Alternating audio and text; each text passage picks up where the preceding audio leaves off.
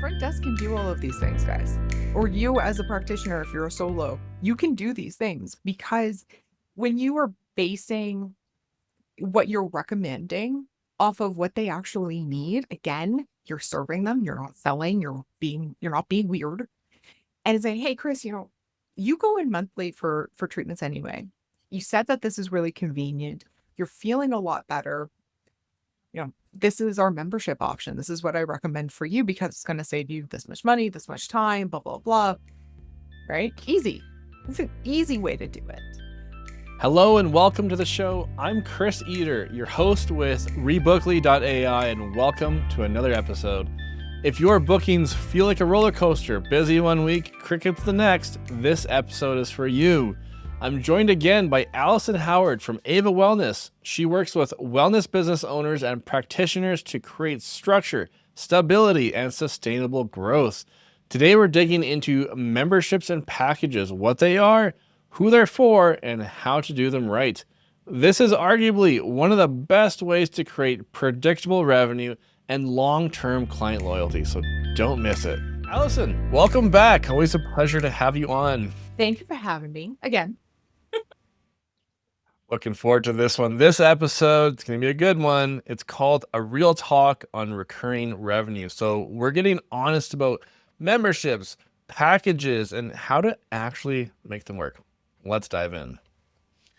So, Allisyn, what I would love to know, and I think a lot of our listeners would too, some of them probably already know, but to hear it from an expert like yourself on this type of stuff, this subject matter expert we have here, Allisyn, what exactly is a membership or package? Yeah, so there's memberships, packages, gift cards, and gift certificates. Okay, there's the four kind of levels. So in Canada, for gift cards and gift certificates are going to be for services that can have an expiry date. Okay, this is a big thing which goes into packages. Gift cards are a dollar value that cannot expire. Okay, so that's always a liability on your books. Memberships and packages are similar to gift certificates. So a membership, you have an agreement. PS, call it an agreement, not a contract, because people get freaked out by contracts. Ding. But with memberships, if you have the terms and conditions outlined and, hey, this is what you get, it makes it really easy. So this is a reoccurring thing. You can think of, a Spotify membership or any of our normal subscriptions. We're all very used to that now. That can be for a specific service or a specific service type that can expire. Now, this is where you want to really know who your ideal client is and the frequency in which they need to be using things. Packages are also like memberships where it can be for services. But what I've used packages for the most and what I've seen to be the most successful is when you put packages together around like big holiday times where it's like, this is an insane discount or insane value. Value adds are always great. That doesn't directly compete with a membership. You can have all four things going at the same time, It's a lot of fun when you do. Doesn't directly compete, but packages are also really, really useful for things where it's like, hey, you need a set amount of services to get the best results, right? So if you're in an aesthetic situation or something like that, it's like, okay, you need this many facials before your wedding to really, have the best impact, right? You can make a package around that. But packages can also be used to essentially test out new services, right? And having people that are already in your clinic or in your space come in and try something that they might not have before, which is a really great way to beta test things of like, hey, should I be putting a lot of effort into this? All right. Very smart. Okay, yeah. Testing is so important in business, and I'm loving that strategy there. We should probably have a whole episode just on that one.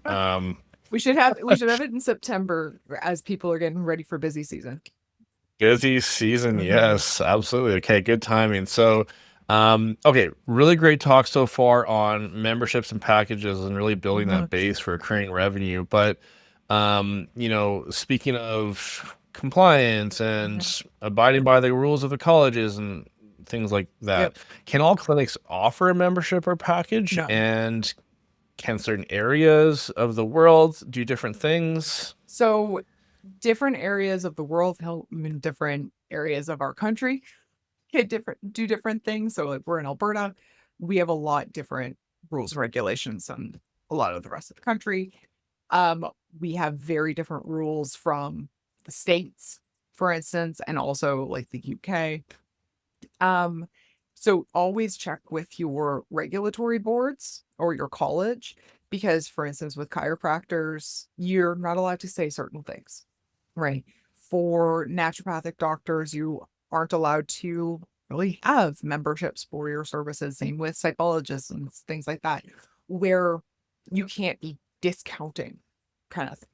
Now, there are ways not to make it about your service, but you can make different things like classes are a really great opportunity for regulatory boards. And now that depends again by region, by college, that kind of thing. But you can step into a position where it's like, I want to host a class about these things. So, for instance, a physiotherapist can host a breast cancer class and have that be at a much more affordable rate. She's going to incorporate things that she knows, obviously, from being a physio because she's an expert, but it's not a physio service.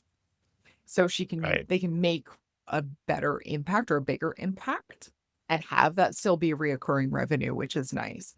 But again, you have to check with your regulatory boards Right. and make sure that you're within limits. Yeah. If you don't know, do the right thing, Mhm. check that you're doing the right thing.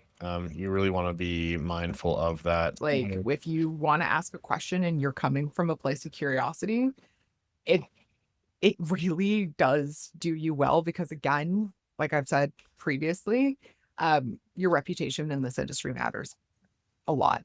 This industry is a lot smaller than people think. Yeah.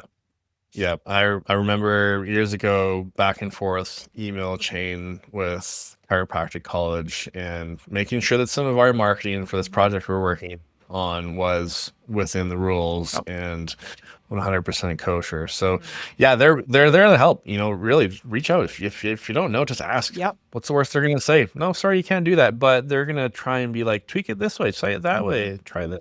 That. Well, and even right Like now, great what's relief. cool with things like AI coming out and things like, post pandemic, a lot of things have opened up quite a bit. And the colleges are actually in the process, a lot that I've talked to are actually in the process of updating a lot of these things. So for there to be more Zoom availability for things like naturopathic doctors, right? It hasn't come out fully yet, but those things are coming. So if you talk to your college and you talk to your regulatory boards, it actually you can find out things faster and be on like the cutting edge, which is pretty cool. Yeah, no harm in asking. Absolutely. So, Allison, in your experience, what are some of the biggest benefits you've seen from businesses that offer a well-structured membership? Okay, you want to hear a really cool story? I'd love to. Okay. So one of the wellness clinics that I used to run, I ran it for six years, something like that. And when I started, we had no packages, no memberships, like we had nothing to sell. Okay. So the new director comes in. We start talking about memberships, all of these things. She had come from the States and where memberships was the thing. Right. So we're like, yeah, we want to do that. If we want to do it not sleazy, not gross, whatever, go back to episode 1 if you haven't watched that yet. But we wanted to do those things. And we also had our issue because we had a low client retention going on when I first started. And we also had a really low therapist and front desk retention. So, two huge problems. Yeah, big ones. Yeah, and it was not fun. Like I think we had a retention rate of like 25% for therapists for over a year, which is not Oof. good at all. Yeah. Hmm. So we brought in this membership. It was $100 a month. They got massage, their choice of massage, acupuncture, or facial a month. And they also got an Hmm. infrared sauna, all this stuff for $100 a month. Okay. Nice. Everybody can benefit from a massage once a month.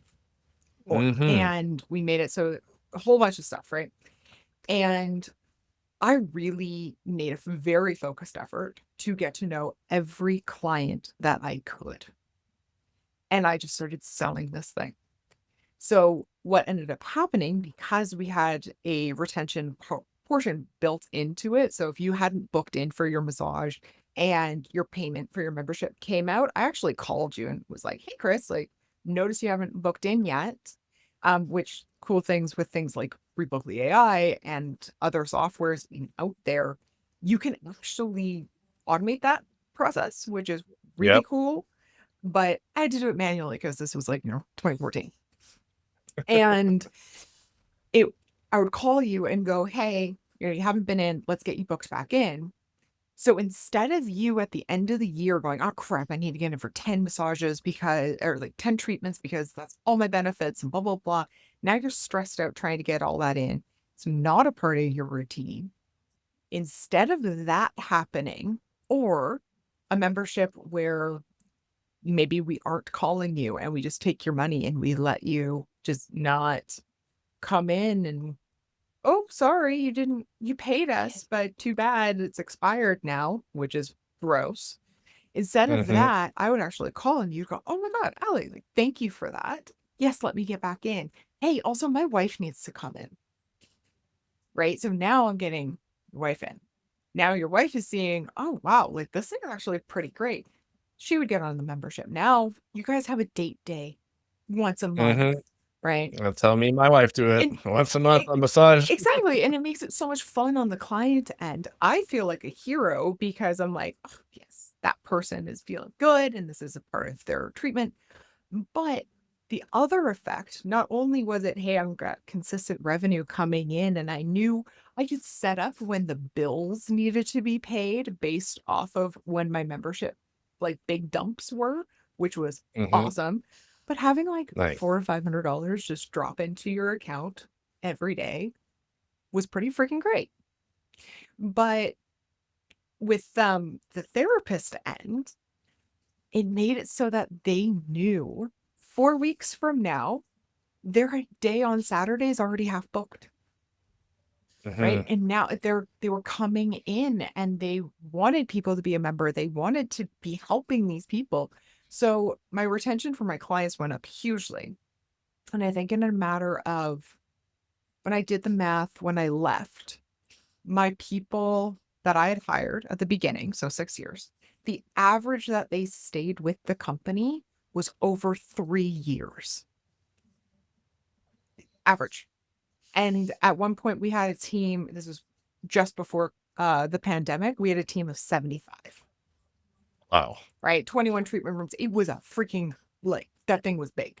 But That's a to big have operation. those people stay for so long, whether they were just a new grad and I got them then, or people were finding out, because again, reputation, people coming in and going, "Hey, your people are always busy. Why?" And it was memberships and packages and teaching and all of these things that all go together. But man, it made it so much easier to have this well-structured membership because everybody won. Everybody wanted to win. People were referring people based on the membership, which is amazing, right? And then those people also would come in at Christmas time and buy packages for all their friends and family, Yeah, that's one heck of a benefit. right? I'm like, okay.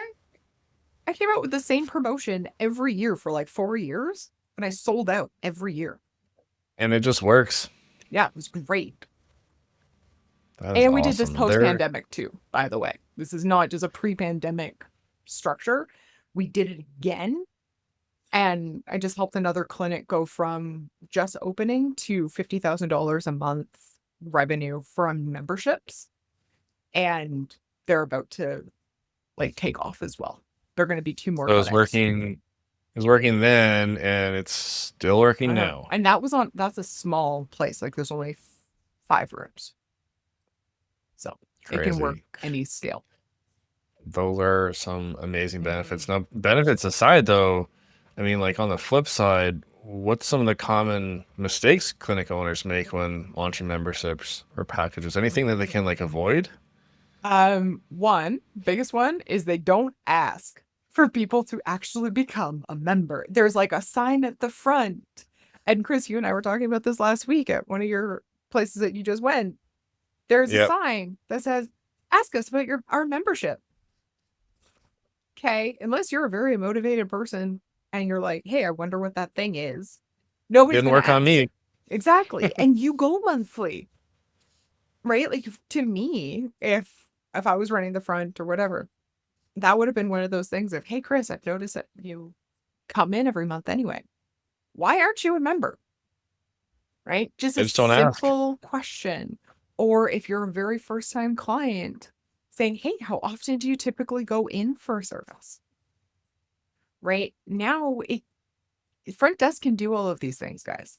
Or you as a practitioner, if you're a solo, you can do these things, because when you are basing what you're recommending off of what they actually need, again, you're serving them, you're not selling, you're not being weird. And saying, hey, Chris, you go in monthly for treatments anyway. You said that this is really convenient. You're feeling a lot better.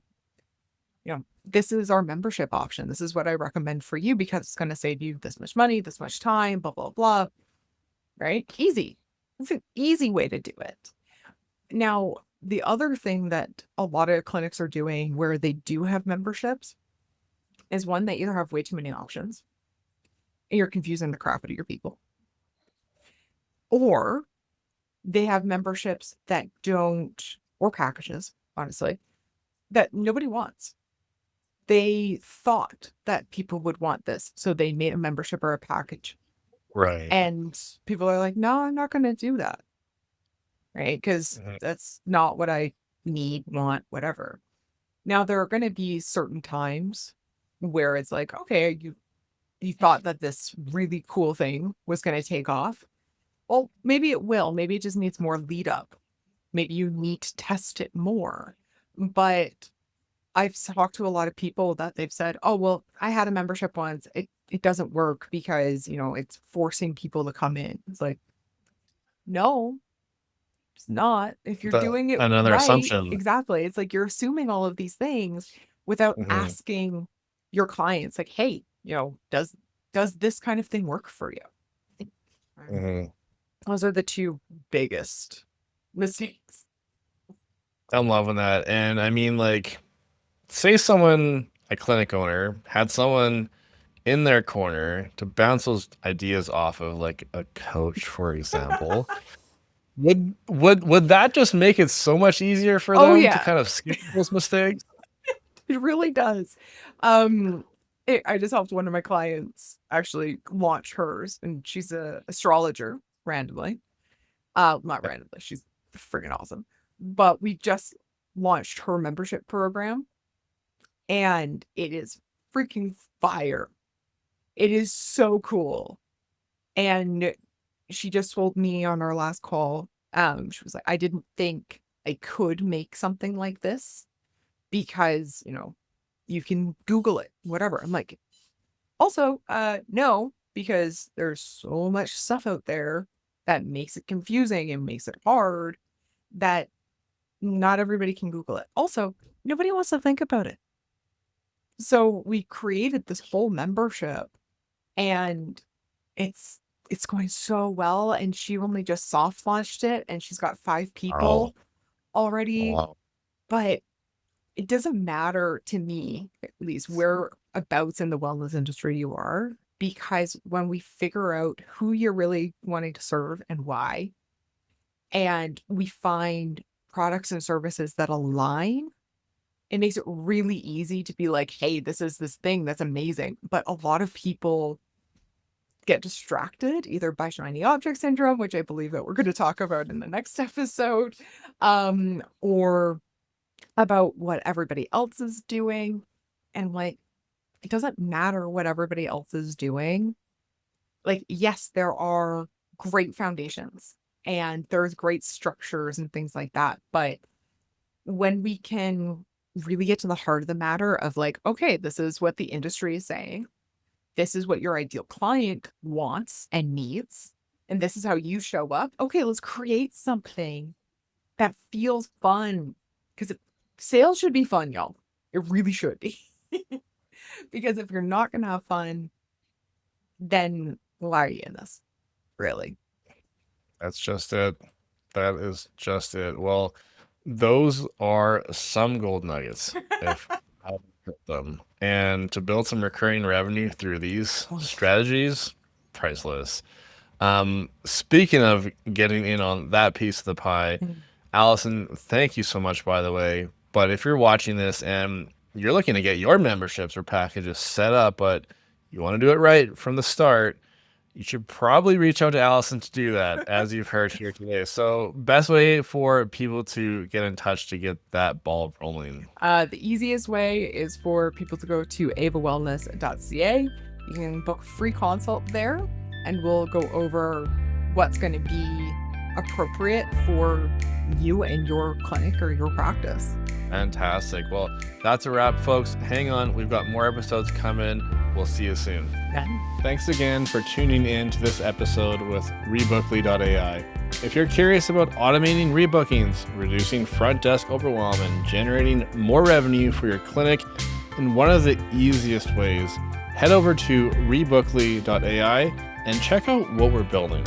We've got more great episodes coming your way, so be sure to subscribe and share this with someone who'd benefit. See you next time.